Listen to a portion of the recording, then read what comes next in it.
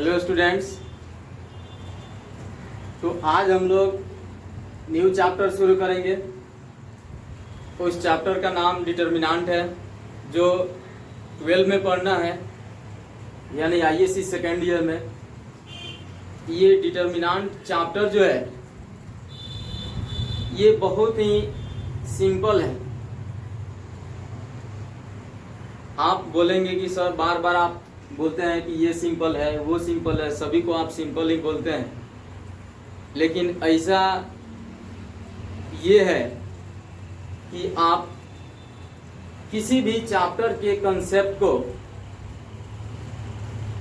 बिल्कुल अपने माइंड को कंसंट्रेट करते हुए यदि कंसेप्ट पढ़ें, उस पर ध्यान दें, तो कोई चैप्टर आपके लिए टॉप नहीं है। किसी भी चैप्टर को सिंपल बनाने के लिए आपको करना होगा कि कंसेप्ट को ध्यान से देखना होगा। यदि आप कंसेप्ट को ध्यान से देख लेते हैं तो कोई चैप्टर हो, कितना भी टफ क्यों ना हो, वह बिल्कुल सिंपल दिखाई देगा।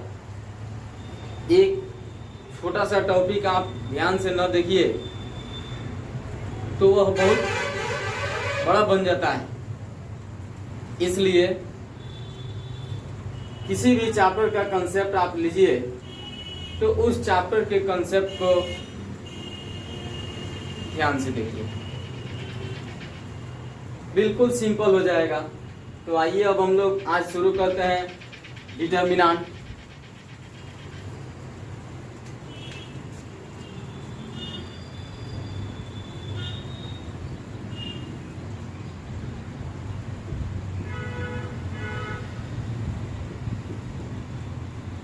ये क्लास 12 में पढ़ना है।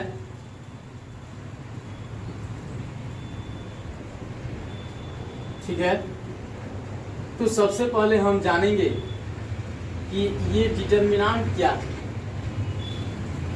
पीछे हम लोग मैट्रिक्स चैप्टर पढ़े हुए हैं।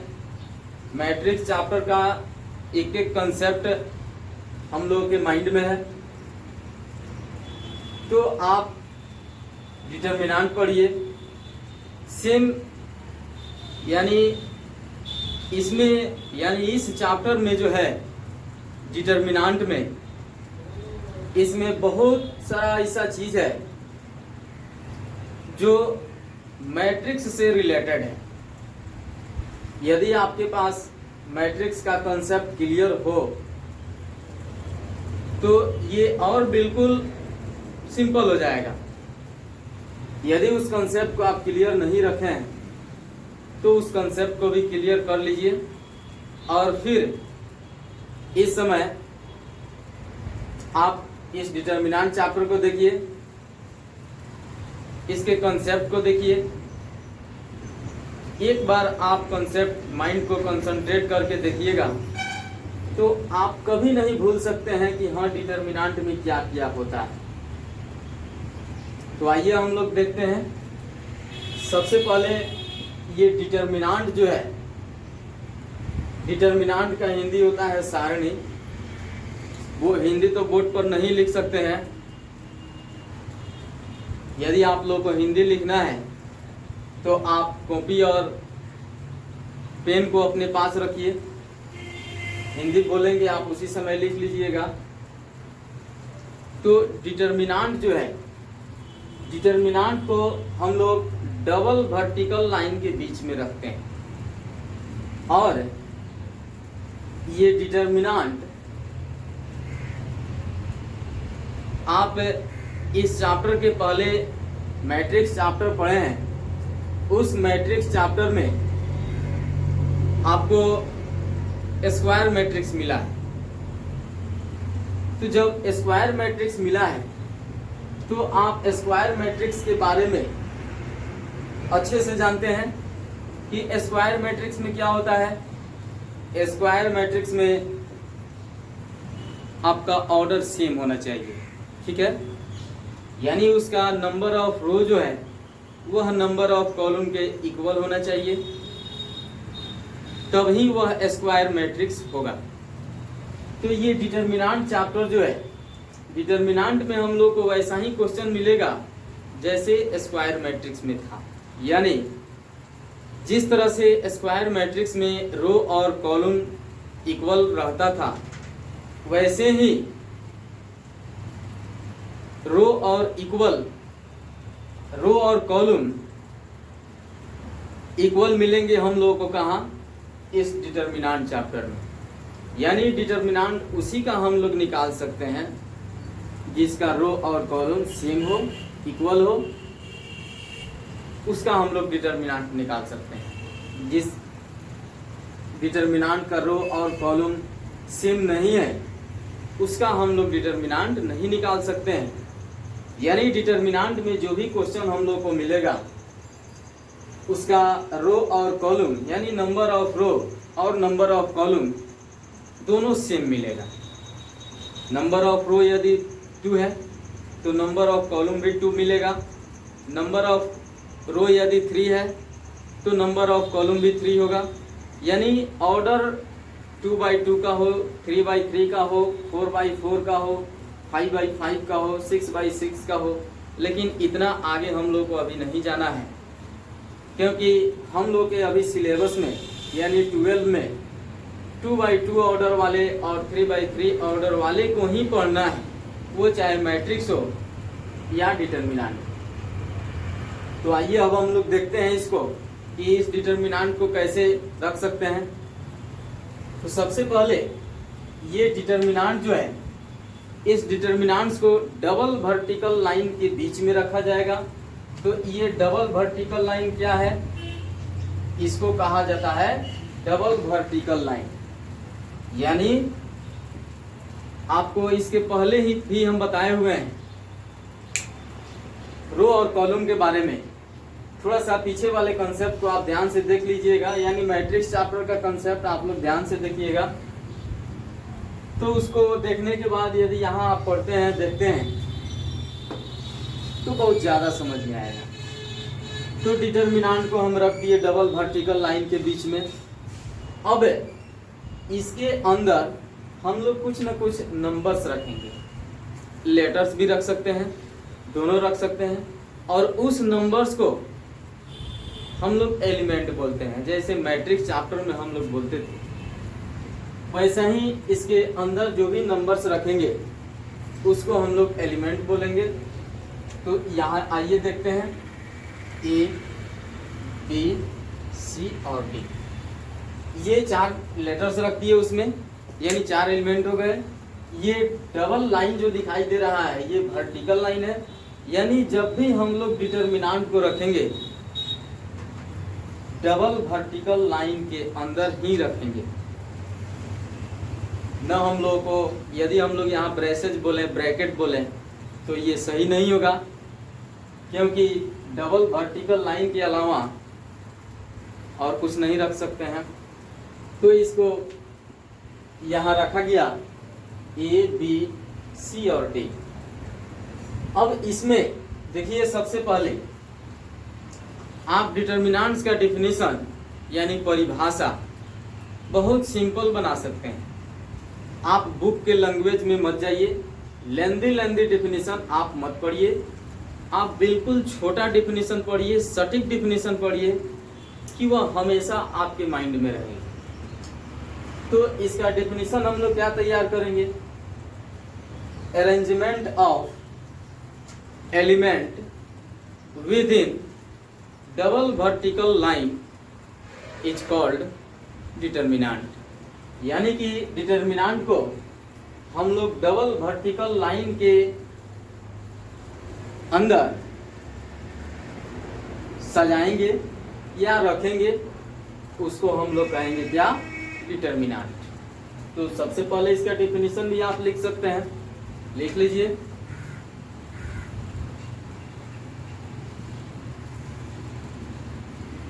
Arrangement of the element within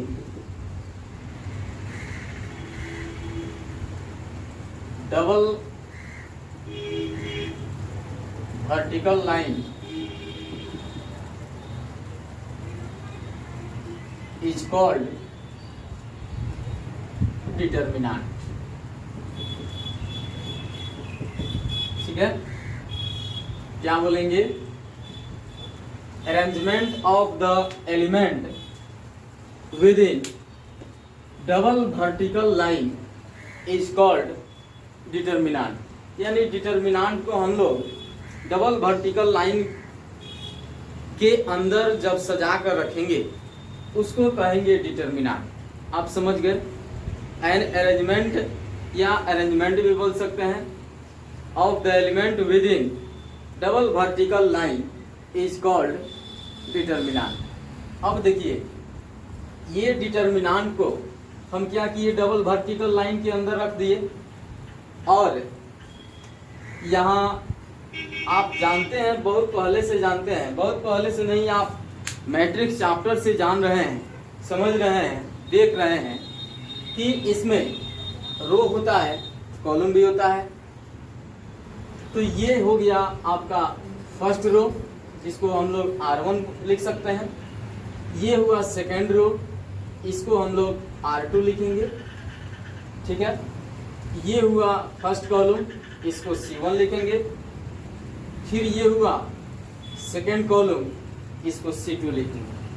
आप बहुत पहले से इस रो और कॉलम के बारे में परिचित हैं, देखे हुए हैं, तो यहाँ आपको देखने में कोई परेशानी नहीं होगी।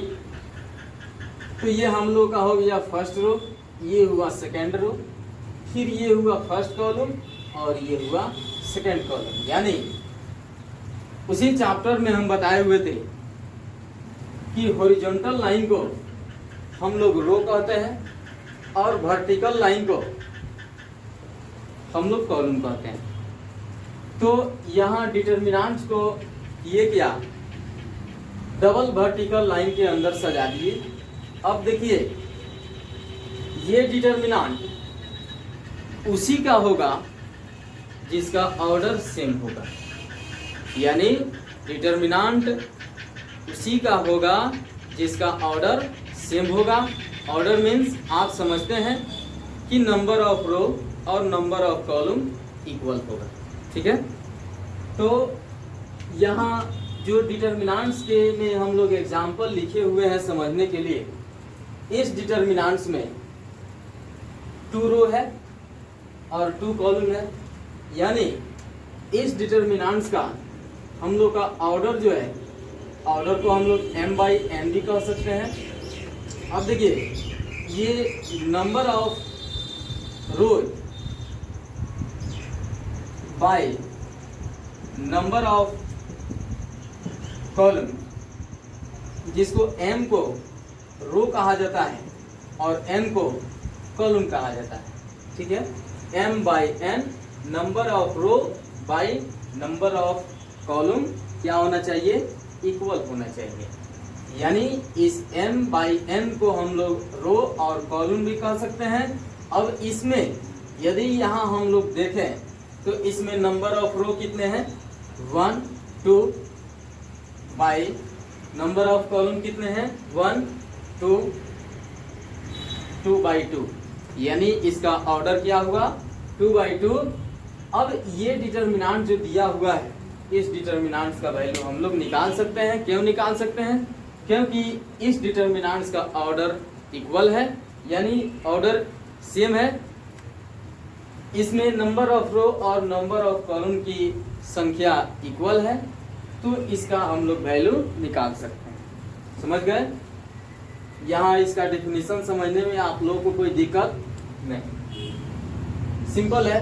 Arrangement of the element with in double vertical line is called determinant. यानी डबल वर्टिकल लाइन के बीच में जब आप किसी नंबर्स को सजाइएगा उसको डिटर्मिनेंट्स हम लोग कहेंगे। ठीक है, तो आते हैं इसके ऑर्डर पे।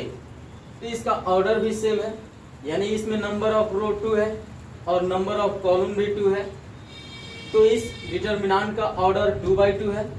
अब 2/2 को यहाँ ऊपर भी बता दिए कि m/n, m को कहा जाता है नंबर ऑफ रो और n को कहा जाता है नंबर ऑफ कॉलम। अब इसके बाद यदि कोई डिटर्मिनेंट्स दे दे, इसी को हम लोग लेते हैं a, बी सी डी, और बोल दे क्वेश्चन बोल दे कि ये जो डिटर्मिनेंट दिया हुआ है इसका वैल्यू फाइंड करना है। तो हम लोग वैल्यू फाइंड कैसे करेंगे? तो पिछले चैप्टर में ही आप लोगों को बताए हैं कि इसको कहा जाता है प्रिंसिपल वैल्यू। प्रिंसिपल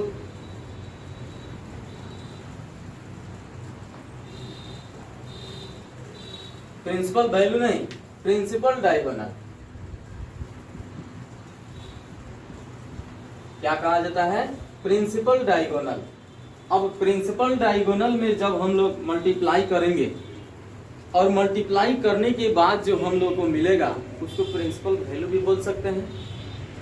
तो यहाँ इसको ए और डी जो है इसको हम लोग कहेंगे क्या? Principal diagonal. और इसका अपोजिट यानी ये बी और सी जो दिखाई दे रहा है इसको बोलेंगे रिवर्स। क्या बोलेंगे? Reverse diagonal. Reverse diagonal.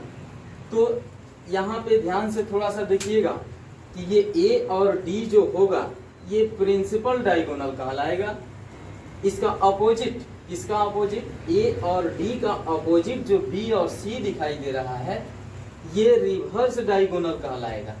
ठीक है, तो इसका वैल्यू निकालने के लिए हम लोग करेंगे क्या कि प्रिंसिपल डायगोनल में मल्टीप्लाई करेंगे, फिर रिवर्स डायगोनल में भी मल्टीप्लाई करेंगे और प्रिंसिपल डायगोनल के मल्टीप्लाई में से रिवर्स डायगोनल को सब्ट्रैक्ट कर लेंगे यानी माइनस कर लेंगे। तो हम लोग के इस डिटर्मिनेंट्स का वैल्यू निकल जाएगा। और ये काम कब करेंगे? जब इसका ऑर्डर यानी किसी भी डिटर्मिनेंट्स का ऑर्डर 2/2 ऑर्डर का होगा तब। यदि कोई डिटर्मिनेंट्स का वैल्यू दे देता है 3/3 ऑर्डर का तो उसका प्रोसेस कुछ अलग, उसमें कुछ अलग कंडीशन लगते हैं। तो काल में आप यही समझिए। फिर इसके बाद हम लोग 3/3 ऑर्डर वाले डिटर्मिनेंट्स का वैल्यू निकालेंगे। तो इसमें आप जान गए कि ये ए और डी जो है ये प्रिंसिपल डायगोनल है। ठीक है, इसका अपोजिट बी और सी जो है ये रिवर्स डायगोनल है। तो अभी हम बताएं कि इसका वैल्यू निकालने के लिए हम लोग करेंगे क्या कि प्रिंसिपल डायगोनल में मल्टीप्लाई करेंगे, उसमें से माइनस करेंगे किसको? रिवर्स डायगोनल के मल्टीप्लाई को। ठीक है, उससे पहले एक चीज और आप देख लीजिए कि डिटर्मिनेंट्स में यदि डिटर्मिनेंट्स का क्वेश्चन हम लोग लिखते हैं तो डिटर्मिनेंट्स को हम लोग किसी कैपिटल लेटर से डिनोट कर सकते हैं या it is denoted by del. क्या पढ़ेंगे इसको? डेल। ठीक है, उससे भी हम लोग डिनोट कर सकते हैं या किसी न किसी लेटर से भी हम लोग डिनोट कर सकते हैं। तो दोनों में से किसी एक से आप डिनोट कीजिएगा। दोनों से तो कर नहीं सकते हैं, आपको किसी एक से करना है। तो आप यहाँ ये जो हम लोग का डिटर्मिनेंट दिया हुआ है हम देख लेते हैं। ये ए का वैल्यू दिया हुआ है। ठीक है, और इस डिटर्मिनेंट्स का वैल्यू हम लोग को निकालना है। तो सबसे पहले वैल्यू निकालने के लिए हम लोग करेंगे क्या कि इस ए को यानी हम लोग को डिटर्मिनेंट का वैल्यू निकालना है। तो डबल वर्टिकल लाइन के बीच में इस ए को लिखेंगे। ये लिखने का मतलब ही हो गया कि इस डिटर्मिनेंट्स का वैल्यू हम लोगों को निकालना है। ठीक है, तो निकालने के लिए हम लोग क्या करेंगे? प्रिंसिपल डायगोनल में मल्टीप्लाई करेंगे यानी A into D minus opposite diagonal यानी इसको कहा जाता है reverse diagonal D into C. अब मल्टीप्लाई कीजिए ए डी माइनस बी से सी में कीजिएगा बी से। ठीक है, अब हम लोग को ये फाइनली आंसर हो जाएगा। एक इस पर एग्जांपल लीजिए छोटा सा। यदि कोई डिटर्मिनेंट देता है 2, 4, 3, 7 तो इसका वैल्यू कैसे निकालिएगा? तो सबसे पहले इसका वैल्यू निकालने के लिए आप डबल वर्टिकल लाइन के बीच में आप लिखिएगा। क्या लिखिएगा? जो क्वेश्चन दिया है a equal b equal c equal d equal जो भी दिया हो। तो अब इसके बाद आप प्रिंसिपल डायगोनल में मल्टीप्लाई कीजिएगा 2 इंटू 7। तो आइए हम यहाँ करते हैं, प्रिंसिपल डायगोनल में मल्टीप्लाई करते हैं 2 इंटू 7 माइनस रिवर्स डायगोनल में मल्टीप्लाई करेंगे, ठीक है, 3 इंटू 4।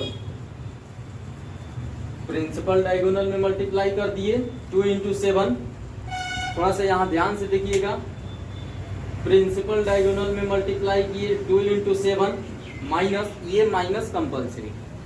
जब भी डिटर्मिनेंट का वैल्यू हम लोग निकालेंगे 2/2 ऑर्डर का, उसमें प्रिंसिपल डायगोनल में मल्टीप्लाई करेंगे माइनस रिवर्स डायगोनल का मल्टीप्लिकेशन। तो ये माइनस का साइन जो है ये कंपल्सरी, ये रहेगा। तो इसमें मल्टीप्लाई कीजिए, 2 से 7 में कीजिएगा 14 माइनस 3 से 4 में कीजिएगा 12 आगे 2, यानी इस डिटर्मिनेंट्स का वैल्यू कितना आया 2। अब ये एक और हम लोग लेते हैं वैल्यू, d इक्वल 5 7 4 3, ठीक है। इस डिटर्मिनेंट्स का वैल्यू निकालना है। तो इस डिटर्मिनेंट्स का वैल्यू निकालने के लिए अब क्या कीजिएगा, डबल वर्टिकल लाइन के बीच में b को लिखिएगा। अब इसके बाद प्रिंसिपल डायगोनल में मल्टीप्लाई कीजिएगा। तो प्रिंसिपल डायगोनल हम लोग का क्या है 5 3, इसका मल्टीप्लीकेशन, यानी इसका मल्टीप्लीकेशन करेंगे तो क्या होगा 5 इंटू 3 माइनस, माइनस कंपल्सरी। हम बोल रहे हैं बार बार कि जब भी ऑर्डर 2/2 होगा तो हम लोग माइनस जो है ये बीच में कंपल्सरी होगा। प्रिंसिपल डायगोनल का मल्टीप्लीकेशन माइनस रिवर्स डायगोनल का मल्टीप्लीकेशन। अब यहाँ पे हम लोग का रिवर्स डायगोनल जो है ये 7 और 4 है, तो इसका मल्टीप्लीकेशन 4 इंटू 7 या 7 इंटू 4 दोनों बात एक ही होगा। तो अब 5 से 3 में मल्टीप्लाई करेंगे तो 15 होगा, माइनस 4 से 7 में करेंगे मल्टीप्लाई तो 28 होगा। अब 15 में से 28 को माइनस कर देंगे। जब 15 में से 28 को माइनस करेंगे तो कितना आएगा हम लोग को -13। अब आप कहेंगे कि यहाँ माइनस क्यों लग गया, तो देखिए ये छोटी छोटी बातों पर थोड़ा सा विशेष ध्यान देना पड़ता है। ये 15 के पहले प्लस का साइन, 28 के पहले माइनस का साइन। तो हम देखेंगे कि ये प्लस और माइनस मिलकर हम लोग को माइनस देगा। तो जब दोनों के साइन की तुलना कर लेंगे या मल्टीप्लाई करेंगे तो अब देखिए यहाँ पे 15 के पहले प्लस का साइन है, यहाँ 28 के पहले माइनस का साइन है। तो प्लस और माइनस में यदि मल्टीप्लाई करते हैं तो माइनस होगा। उससे पहले आप देखिए 28 के पहले माइनस का साइन है और 15 के पहले प्लस का साइन है। संख्या किसकी अधिक हो रही है, तो माइनस की। जिस साइन की संख्या अधिक होगी उस साइन को पहले रख देंगे। यहाँ यदि प्लस होता तो हम लोग यहाँ प्लस लिखते, माइनस है, माइनस की संख्या अधिक है तो यहाँ माइनस लिख रहे हैं। प्लस की संख्या अधिक होती तो हम लोग प्लस लिखते, लेकिन यहाँ पे माइनस की संख्या अधिक है तो माइनस लिख दिए। उसके बाद यहाँ प्लस और माइनस का मल्टीप्लिकेशन कितना होगा माइनस, तो बड़े वाले में से छोटे वाले को सब्ट्रैक्ट कर लेंगे तो 13 बचेगा। यही हम लोग का आंसर होगा। अब देखिए डिटर्मिनेंट्स का वैल्यू जब आप निकालिएगा तो पॉजिटिव भी होगा, यानी प्लस में भी होगा, माइनस में भी होगा, निगेटिव, अनेकों तरह का वैल्यू आ सकता है। तो आप अपने कॉपी में इसको लिखिए। फिर इसके बाद हम लोग 2/2 ऑर्डर का डिटर्मिनेंट्स और देखेंगे, फिर उसके बाद 3/3 ऑर्डर का डिटर्मिनेंट्स देखेंगे। पहले इसको लिखिए।